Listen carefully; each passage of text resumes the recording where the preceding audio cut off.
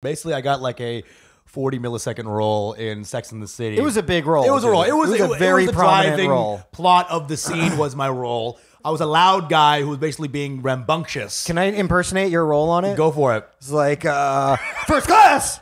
First class! I don't care where I'm going. I'm not getting off this plane.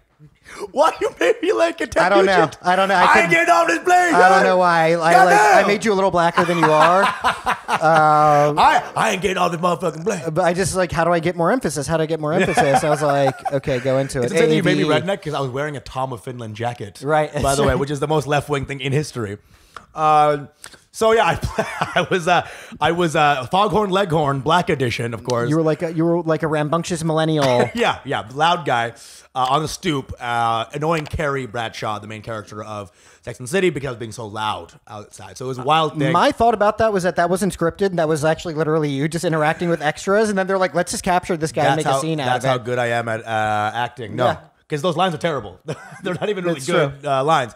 I had to make them what they were. Made them good. Yeah. If you guys haven't seen, what is it called again? And then there was... And then there was none? It something was like that. Christie, it was like, yeah, it was something weird. 10 Little Indians, and what is it called like again? That, there were nothing. And just like that. And just like that. I tried to watch that show first of all really quickly. I like took an edible, bad idea, and I was like, let me watch this. And it was like the saddest, most depressing thing ever. I couldn't get to my own scene. I was acting. Dude, don't say worst show. They might have you back on. Oh, yeah. It's the worst show.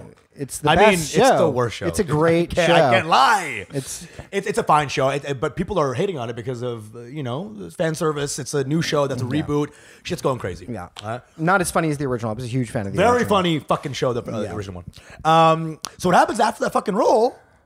Of course, every time something good happens in my life, a bunch of white female molesters comes through the fucking hill. Out the wood. Just you can see them like coming out of the a Thriller video, and they're like, "I need your balls." And so I'm at a show, and then for that day, they introduced me as like, hey, you might have seen this guy, as the guy from Sex and the City, and then I could see like the energy change because now it's like a bit of fame, right? And you see how it changes just the texture of the room.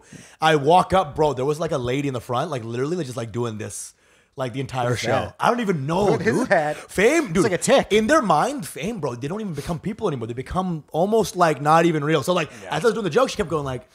Oh, like purr, she was like purring a or cat's, something. But she was really maybe like even cat claws? as I was getting close, she was maybe like swiping for my balls or something. Who knows? I don't know. This is a new level of kind of mini fame that I have gotten to, and now these ladies are like after the show, I'm hanging out.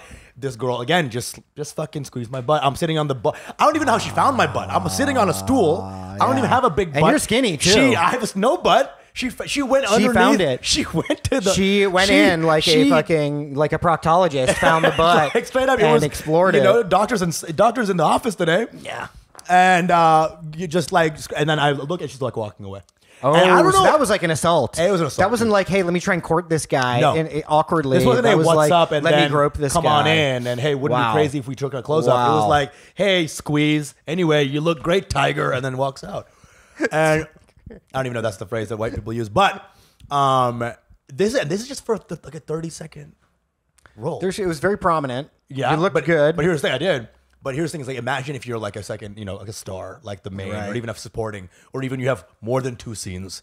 What happens? If this is the level for like 1 scene. Listen, even with just Mango Bay, there are sometimes you'll meet people. Right. Like I had a show at like the Stand a few weeks ago, and there's these 2 girls there, and I'm like, okay, cool. And then they just kind of come out. They're like, we thought you were really funny. I'm like, thanks. And then one was like, we're sisters. And I was like, okay, cool.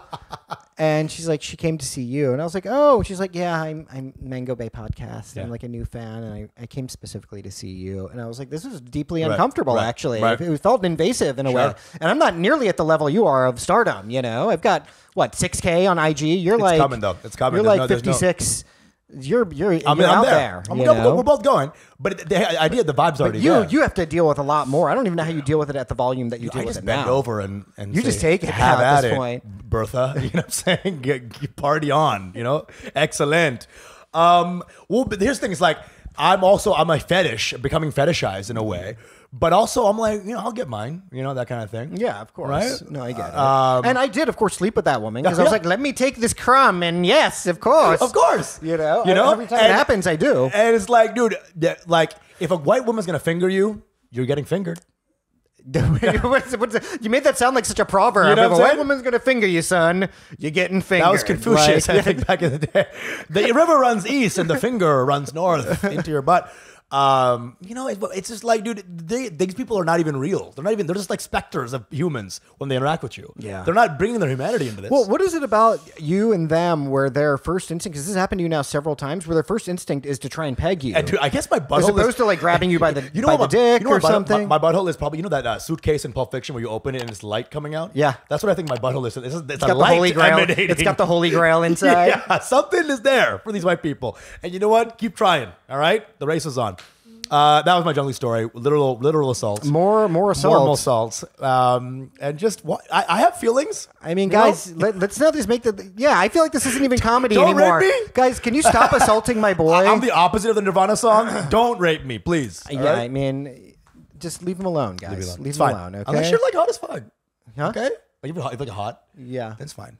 Is it? If you're not hot, look in the mirror, ask yourself, are you hot, and then act accordingly. I mean, yeah, that's an unreasonable expectation because the people who do this kind of thing don't have a lot of like self-awareness to begin with. Lucid, yeah. They're not like all that like aware, So it's like you can't ask very much of them except for just no. I don't even understand what's going on. I don't think white people have optic permanence at this point. They're just like husks and just living off id. I swear to God.